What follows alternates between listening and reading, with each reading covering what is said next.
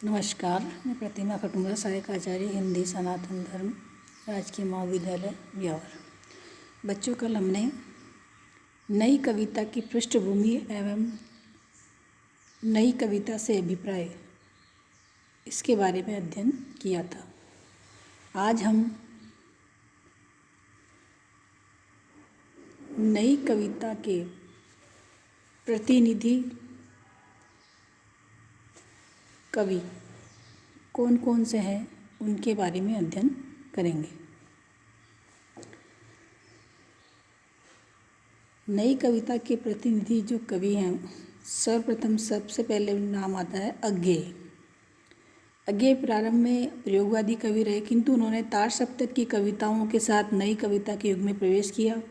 अज्ञेय की रचनाओं में संवेदना के साथ एक सजग बौद्धिकता भी है। इनकी कविताओं में निर्व्यक्तिकता स्पष्ट दिखाई देती है। शिल्प की दृष्टि से नई कविता के क्षेत्र में अज्ञेय का विशिष्ट स्थान है। नए प्रतीकों का ये अपनी कविता में बड़ी कुशलता के साथ प्रयोग करते हैं। जैसे भोर का बावरा हिरी पहले बिछाता है आलोक की लाल लाल कनिया, पर जब खींचता है जाल को बांध लेता है सभी को साथ छोटी छोटी चिड़िया। मंझोले परवे बड़े बड़े पंखी, डेनों वाले डील वाले डोल के बेडोल उड़ते जहाज। मुक्तिबोध भी नवीनता के प्रति आग्रहशील रहे, किंतु रचना के विकास में दूरता से बचने का प्रयत्न भी करते रहे। नई कविता को अभिनव एवं बिंब प्रदान कर भावी पीढ़ी के लिए मार्ग प्रशस्त किया है। चांद का मुंह टेढ़ा कविता में कवि ने व्यक्तिगत अनुभूति को लोक से संपृक्त किया है। जैसे मुझे भ्रम होता है कि प्रत्येक पत्थर में चमकता हीरा है, हर एक छाती में आत्मा अधीरा है, प्रत्येक संस्मृत में विमल सदा नीरा है। मुझे भ्रम होता है कि प्रत्येक वाणी में महाकाव्य पीड़ा है, पल भर मैं सबसे गुजरना चाहता हूँ, इस तरह खुद ही को दिए फिरता हूँ, अजीब है जिंदगी। दूसरे हैं धर्मवीर भारती। धर्मवीर भारती के काव्य की बहुत बड़ी विशेषता है उसकी मूर्तता और पारदर्शिता, जो उनके परवर्ती गंभीर और चिंतन संवलित काव्यों में भी लक्षित होती है। 7 गीत वर्ष की कविताओं में कवि की रूमानी भावुकता ने यथार्थ की गहराई पाली है। बहुत सी कविताएं यहाँ भी प्रेम मूलक है, किंतु यहाँ प्रेम के बहुत सूक्ष्म सक्रांत अनुभव को उभारा गया है। छंद विधान में नवीनता को ही महत्व दिया है। गद्य शैली में लिखकर काव्यत्व प्रदान करने का यत्न किया गया।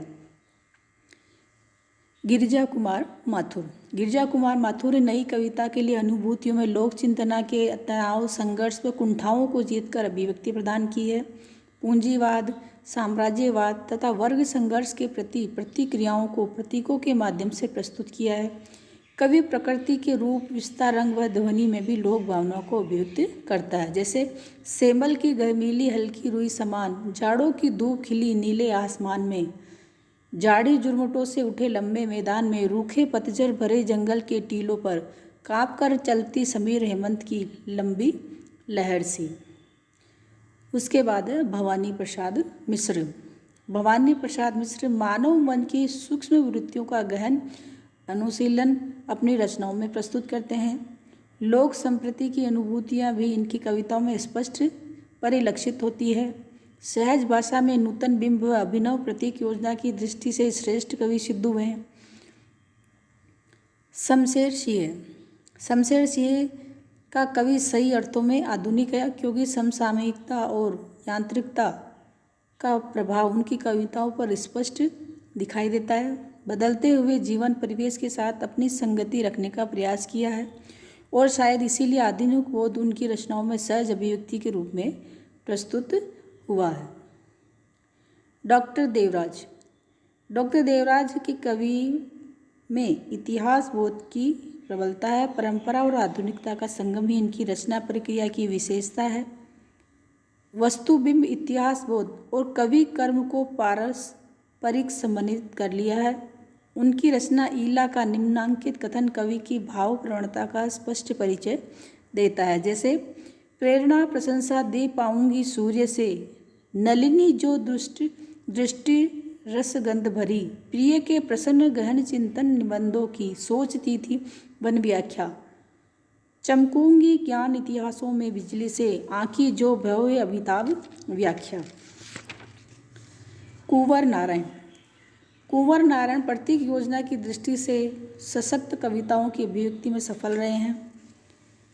संघर्षशील व्यक्तित्व की आत्मविश्वास और आत्मनिर्भरता की मनोवृत्तियों के प्रकाशन के लिए उन्होंने इस प्रकार प्रतीक योजना की है। यह महासंग्राम युग युग से चला आता महाभारत, हजारों युद्ध उपदेशों उपाख्यानों कथाओं में छिपा हुआ पृष्ठ है मेरा, जहाँ सदियों पुराना व्यू जो दुर्भेद था टूटा, जहाँ अभिमन्यु कोई भयों के आतंक से छूटा, सिर्फ मेरे लिए यह व्यू घेरा। अजीत कुमार की कविताओं में अभिप्रेत सृष्टि के लिए अर्थ को परिवर्तित करने की क्षमता है। इन्होंने प्रतीकों के माध्यम से अभिनव चिंतन को प्रस्तुत किया है। आधुनिक वीर कर्ण इनकी सशक्त रचना है। दुष्यंत कुमार ने कुंवारी कुंती के पुत्र कर्ण को नए संदर्भ में प्रस्तुत किया है। कर्ण कुंठाग्रस्त व्यक्तित्व असत्य का आश्रय ग्रहण कर सत्य का विरोध करता है। कुंठा का पुत्र मन का प्रतीक है। वह कौरव दल जो असत्य का प्रतीक है उसके प्रति मंतव्य प्रकट करता है। कीर्ति चौधरी की कविता में व्यक्ति की निष्ठा, समर्पण, वृत्तियों की सफल अभिव्यक्ति हुई है। प्रतीक विधान के माध्यम से दाहिना अंगूठा सर्वस्व समर्पण की मनोवृत्ति का परिचायक रहा। लक्ष्मीकांत वर्मा का कविता में एक और तो साहित्यकार के भावग्रस्त जीवन के प्रति क्षोभ प्रकाशन इस प्रतीक विधान के लिए प्रेरित करता है, और दूसरी ओर उस युग सत्य पर आक्षेप करने की प्रवृत्ति भी सफल दिखाई देती है। अतीत और वर्तमान युग परिस्थितियों के विरोधी स्वरूप की व्याख्या करना मूल प्रवृत्ति कही जा सकती है। भारत भूषण अग्रवाल ने प्रेमदान की सांकेतिक अभिव्यक्ति के लिए सुदामा और कृष्ण मिलन वाली घटनाओं को प्रतीकार्थ प्रस्तुत किया है। प्रतीक योजना की प्रस्तुति की दृष्टि से श्री अग्रवाल की रचनाएं सशक्त कही जा सकती है। दुष्यंत कुमार की कविता में सत्यान्वेषण की प्रवृत्ति स्पष्ट लक्षित होती है। कवि आधुनिक सत्यान्वेषी भयानक व्यवधानों या परिस्थितियों से घिरे युग के बीच सत्य की खोज करना चाहता है। प्रतीकों के संयोजन में जटिलता का समावेश इन्होंने किया है। रामदरस मिश्र आज के इंसान का विश्लेषण करते हुए कविताओं में अनास्था की प्रस्तुति करते हैं। धूप पक गई है, ये इनकी रचना का नाम है। संकलन में सामाजिक चेतना का स्वर तथा प्रौढ़ शिल्पता का स्वरूप दिखाई देता है। इसके अतिरिक्त बच्चन, नरेंद्र शर्मा, शंभुनाथ सिंह, नरेश मेहता, सर्वेश्वर दयाल, गोपेश, गिरधर गोपाल एवं वीरेंद्र मिश्र तथा नीरज के गीतों में भी नवधारा का प्रभाव स्पष्ट दिखाई देता है। उमाकांत माली एवं सलभ के गीतों में भी नवीनता एवं ताजगी है। श्रीकांत वर्मा एवं रघुवीर साय की कविताओं को आहन की कविता के परिप्रेक्ष्य में देखा जा सकता है। अद्यतन कवियों में श्री राम शुक्ल, छविनाथ मिश्र, लीलाधर जंगड़ी, ऋषिकेश रामकुमार कुंभज, भारत रत्न भार्गव, मोहन श्रीवास्तव, श्याम सुंदर घोष, ओम प्रकाश चतुर्वेदी, ललित कुमार श्रीवास्तव, शंभुनाथ चतुर्वेदी, मोना गुलाटी, उमेश शास्त्री एवं निर्भय मलिक आदि के नाम विशेष उल्लेखनीय है।